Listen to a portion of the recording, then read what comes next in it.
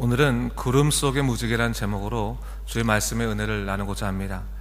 오늘 본문의 말씀은 노아의 홍수 이후 하나님께서 노아와 그 자손들 그리고 피조물들과 행하시는 새로운 언약에 관해서 이야기하고 있습니다. 특별히 오늘 본문에서는 두 번의 언약에 관해서 기록하고 있는데요, 그 첫 번째는 노아와 그 아들들에게 주시는 언약이고, 두 번째는 노아 가족뿐만 아니라 다른 모든 피조물들에게 행하시는 생명에게 주시는 약속이다라고 볼 수 있습니다.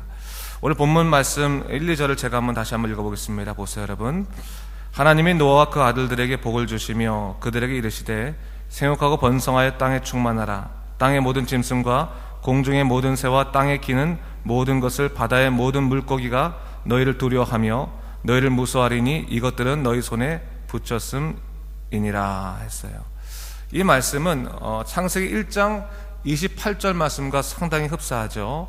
하나님께서 다시 한번 인간들에게 당신이 원래 행하신 축복의 언약, 문화 명령을 다시 한번 주시고 계시는 겁니다. 생육하고 번성하여 땅에 충만하라 라고 말씀하시는 거죠. 땅을 정복하라, 모든 생명을 다스리라 말씀하시고 있는 겁니다. 기본적인 명령을 재확인시켜 주고 있는 것입니다. 여러분, 이것이 의미하는 바가 뭡니까? 인간이 죄악으로 인해서 하나님을 향하여 악을 행했지만 그럼에도 불구하고 인간을 향하여 주신 그 언약과 명령을 파기하지 않으신다고 하는 하나님의 뜻을 재확인하고 있는 것입니다. 자, 여기서 우리는 하나님의 언약의 특성을 좀 살펴볼 수가 있습니다. 사실 우리가 행하는 일반적인 언약이라고 하는 것은 그 유효성이 서로 간의 신뢰성에 기인할 때가 많습니다. 쌍방 간의 약속을 지키고 신뢰를 다할 때 그 언약이 파기되지 않고 지속되는 것입니다. 그런 의미에서 본다면 하나님과 인간과의 언약은 인간이 이미 악을 향하여 그 신뢰성을 깨뜨렸을 때 그 효력은 더 이상 기대할 수 없는 겁니다. 그런데 하나님께서는 그런 인간의 완악함에도 불구하고 그 언약을 다시금 이어가신다라는 사실이죠. 왜 하나님께서는 당신이 맺은 그 언약을 파기하지 않으셨습니까? 그 이유는 크게 두 가지로 볼 수가 있는데, 그 첫 번째는 하나님의 언약은 인간의 신뢰성에 바탕을 했다기보다는 당신의 영원한 신실함에 기초를 두었기 때문이다 라고 볼 수가 있습니다. 그러니까 상대방에 대해 믿고 한 것이 아니라 하나님 자신에게, 자신의 그 영원성에 두고 이 언약이 구성되었다라는 거죠. 영원토록 변치 않은 하나님의 완전함이 그 언약의 기초이고, 그러기에 하나님의 영원성에 존재하는 한 하나님의 약속은 스스로 이루어져 가는 그 특성을 갖고 있다라고 볼 수 있습니다. 또 하나 볼 수 있는 것은 하나님과 인간과의 언약은 주종관계나 이익관계라기보다는 아비와 자녀와의 관계 속에서 이루어진 사랑의 언약이다라고 볼 수가 있습니다. 자녀를 너무나 사랑하시는 그 아버지의 마음으로 하나님께서는 무지함과 악함으로 인해서 하나님께 등 돌린 인간을 포기하지 아니하시고 당신의 뜻을 노아 가족이라는 남은 자를 통해서 이루어 가신다는 사실을 오늘 성경은 우리에게 가르쳐주고 있는 거죠. 그러기에 하나님의 심판은 공의와 사랑이 동시에 보여지는 것입니다. 그래서 공의로운 하나님뿐만 아니라 언제나 우리를 향하신 은혜의 하나님, 사랑의 하나님의 모습이 동시에 보여진다라고 하는 거죠. 그리고 그 사랑의 은총은 다시금 당신이 주신 언약을 파기하지 아니하시고 이어가시는 이유가 되는 것입니다. 여러분, 그렇지 않습니까? 우리 자녀들에게 어떤 딱 언약을 두지 않습니까? 너 이거 하지 마라. 근데 애들이 무지하기 때문에 또 자기 친구들 이렇게 따라가다 보면 금방 그 약속을 어기지 않습니까? 그러면 부모님들이 거기에 대한 해당하는 벌을 주지만 그렇다고 해서 다시는 기회를 안 주는 건 아니잖아요. 다시 기회를 주지 않습니까? 이게 부모와 자녀와의 관계처럼 하나님과 우리와의 관계도 마찬가지라는 거예요.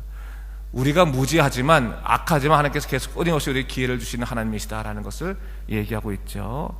자, 오늘 본문을 잘 보면 하나님께서 노아와 그 아들들에게 다시금 첫 번째 주셨던 그 세상의 다스림에 관한 언약을 재확인시켜 주는데, 재밌는 것은요, 잘 보면요, 그 첫 번째와는 좀 다른 구체적인 설명이 들어가고 있는 것을 볼 수 있습니다. 3절 이후를 보니까요, 하나님이 인간에게 육식을 허락하신다는 말씀을 하시는데 동물을 피채 먹지 말라고 하시고, 또 6절 이후에는 사람들과의 관계 속에서 피를 내는 범죄를 저지르지 말 것을 말씀하고 계시죠. 윤리적인 규범에 관해서 얘기하고 계시는데, 성경에서는 여러분 이 피라고 하는 개념이 좀 중요한 개념으로 사용됩니다. 성경에서 피라고 하는 개념이 생명과 동일시되는 그런 개념입니다. 그래서 피의 제사라고 하면 생명의 제사라는 말이고, 예수의 보혈은 우리를 향하신 주님의 생명의 내어짐의 상징이다 라고 볼 수 있는 거죠. 이 피가 그런 것입니다. 오늘 본문에서는 이런 피에 관한 규례를 하나님께서 내어주시는 것은 생명의 주권에 관한 말씀을 하시기 위해서 이렇게 하시는 거예요. 하나님께서는 인간에게요, 이 세상의 모든 것을 다스리도록 권한을 위임해 주셨습니다. 하지만 그렇다고 해서 생명의 주권자가 된 것은 아니라는 사실을 다시 여기서 분명히 얘기해 주고 있는 거죠. 오로지 생명의 주권자는 누구십니까? 우리 하나님이시고, 또 인간은 주님의 뜻 아래에서 이 세상에 대한 청지기로서의 사명을 다하는 것뿐이라는 사실을 분명히 얘기해 주고 있는 거죠. 내가 힘이 있다고 내 마음대로 죽이고 내 마음대로 지배하는 것이 아니라 하나님의 선하신 뜻을 생각하고 그분의 선하신 계획대로 세상을 다스리는 것이 하나님의 이 문화 명령의 특징이다라는 것을 얘기하고 있는 것입니다. 자, 그렇다면 우리 한번 생각해 보시죠. 오늘날 우리는 이 세상의 모든 생명의 주권자이신 하나님을 얼마나 많이 생각하고 있습니까? 내가 힘이 있고 내가 능력이 있고 내 것이기 때문에 내가 마음대로 할 수 있다고 하는 것은 하나님의 그 질서 속에서는 어긋난다고 하는 거예요. 여러분 내가 힘이 있다고 나보다 약한 사람을 다 죽인다고 한다면 이거 세상 질서가 말이 되겠습니까? 그렇죠? 내 것이라고 해서 마음대로 모든 것을 훼손하면 되겠습니까? 그건 아니라는 거죠. 내 물질이라고 해서 내가 힘들어 벌었던 내 돈이라고 해서 마음대로 내 마음대로 내 욕망대로 쓰는 것이 과연 바람직한 삶인가? 그거 아니라는 것이죠. 하나님께서 우리에게 다 맡겨주신 거라는 걸 맡겨주신 거예요. 맡겨주신 거를, 그 맡겨주신 것을 어떻게 하나님의 뜻 가운데서 우리가 쓸 것인가를 연구하고 그것을 실행하는 것이 우리 믿는 자들의 몫이라고 하는 것이죠. 오늘 하나님께서 바로 그것을 말씀해주고 있는 거예요. 세상의 모든 것들을 너에게 줬다. 너희가 잘 다스려라. 정복하라. 하지만 그냥 하는 것이 아니라 생명의 주권자이신 하나님을 생각하고 그 일을 행하라 라고 말씀해주고 계시다 볼 수 있습니다. 그 때문에 여러분 우리가 이 세상의 주권자이신 하나님을 항상 생각하는 게 중요하고요. 또 아무리 세상이란 권한을 갖고 있다 할지라도 항상 우리가 잊지 말할 것은 생명의 주권자는 하나님이시요 내 생명도 하나님에게 속해 있다라는 걸 잊지 말아야 되는 거예요. 여러분 우리 인생도 하나님에게 속해 있는 인생 아니겠습니까? 내 마음대로 내가 죽고 싶다 그래서 생명 버린다고 해서 해결되는 게 아니고, 그렇죠? 내 인생 내 스스로 저주한다고 되는 것이 아니라 내 것인데 당신이 무슨 상관이 있습니까? 라고 말할 게 아닌 거예요. 내 게 아니라 하나님의 것이기 때문에 내 생명이라 할지라도 내게 주어진 것이라 할지라도 하나님의 뜻 가운데 살아가는 것이 얼마나 중요한 것인가를 다시 한번 생각할 필요가 있다고 하는 것이죠. 자, 그러면서 여러분 우리가 창세기 6장 5절 말씀 한번 생각해 볼 필요가 있는데, 6장 5절 말씀 무슨 말씀이 있습니까?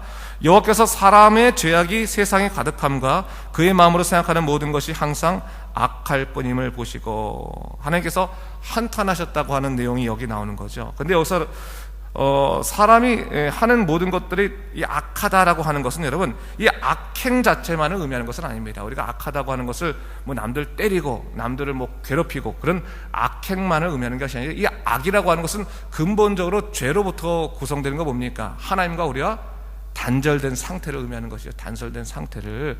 단절된 상태에서 이루어지는 모든 것들이 다 뭡니까? 그게 다 악인 거예요. 여러분 우리는 보통 생각할 때 남들에게 피해만 입히지 않으면 악이 아니라고 생각하는데 그게 아니에요. 하나님의 세계 안에서는 하나님과 단절된 상태 속에서 이루어지는 모든 것들이 다 악한 행동이에요. 악한 행동.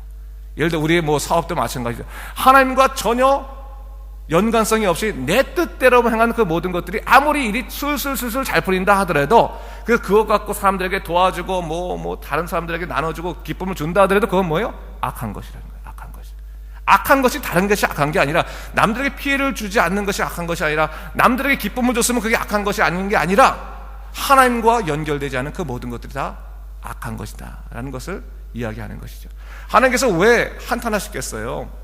한번 생각해 보세요. 노아의 시대라고 해서 그 당시에 사람들이 모든 사람이 다 칼을 들고 사람들 죽이고 다녔겠습니까?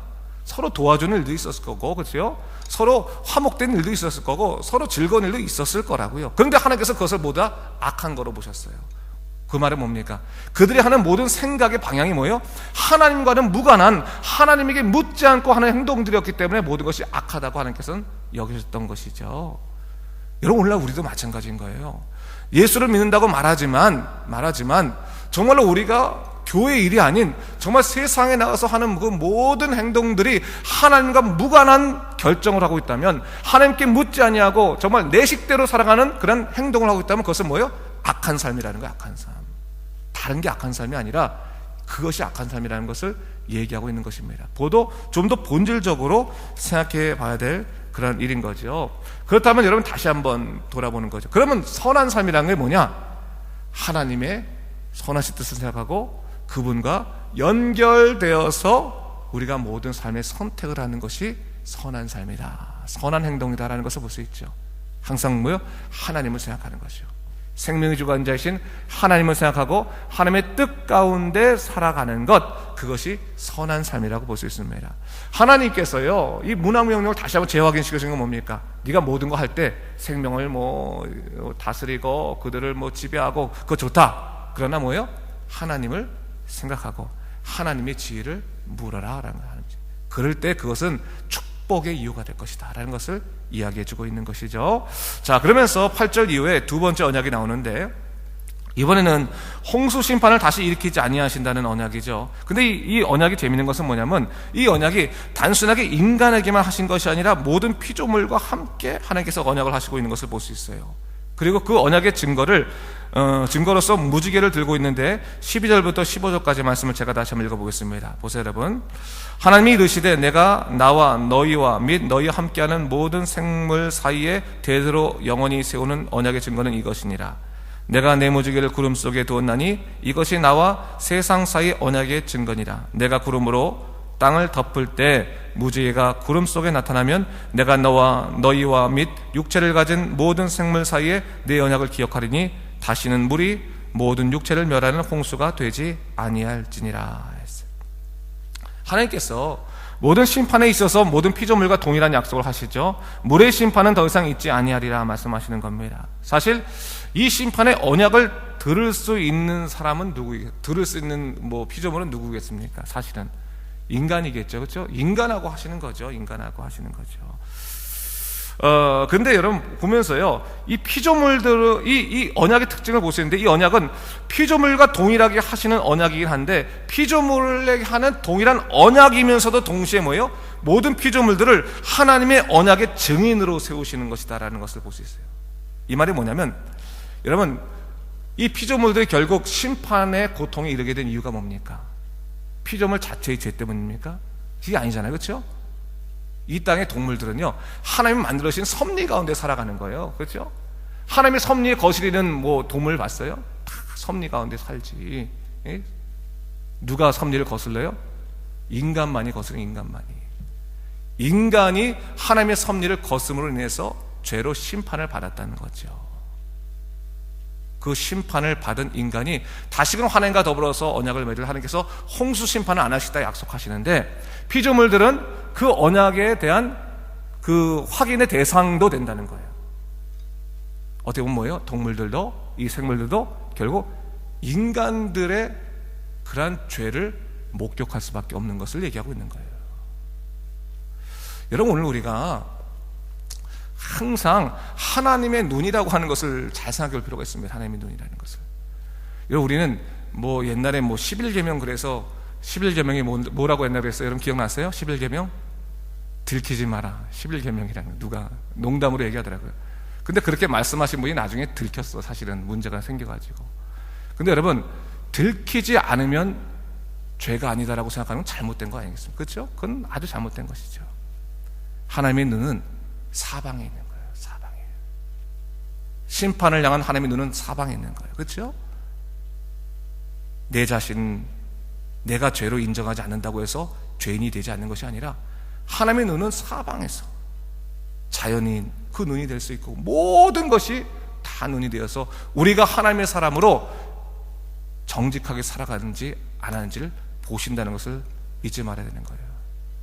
여러분, 사람이 심판자 노릇을 하지 말아야 할 가장 커다란 이유 중에 하나는 뭐예요? 심판은 누구의 몫이라는 거예요? 하나님의 몫인 거예요. 하나님의 눈이 온 세계에 다 있다면 우리가 하나님을 두려워해야지 사람을 두려워해서는 안 됩니다.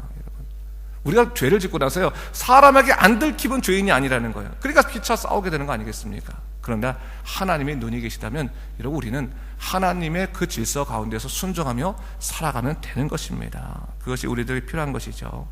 자, 어찌 보면요, 오늘 하나님께서 이 노아와 이 표조물과 이 홍수 심판에 관한 그런 언약을 해주시는데, 그 언약을 해주시면서 다시 한번 얘기해주고 있는 것이죠.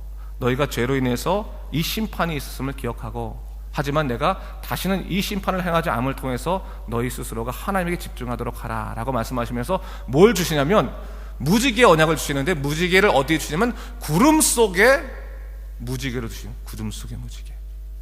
참 독특하죠. 구름 속의 무지개. 이게 어떻게 보면 우리의 희망의 언약인가요? 하나님의 뜻을 믿고 살아가야 될 사람들은 구름 속의 무지개를 보면서 희망을 찾으라는 거예요. 사람들은 언제 다 무너집니까? 구름 보면서 무너지는 거지. 빽빽한 구름은 끝났다, 앞이 안 보인다, 혼돈스럽다.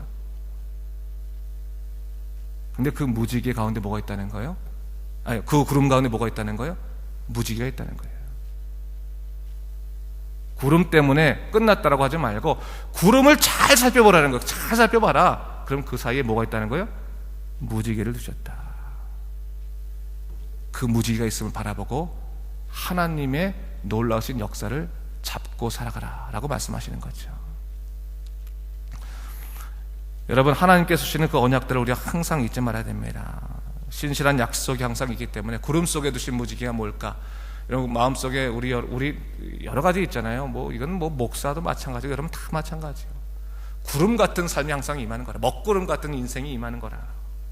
앞이 보이지 않고 답답하고 정말 빽빽하고, 근데 그 구름 가운데 뭐가 있다고요?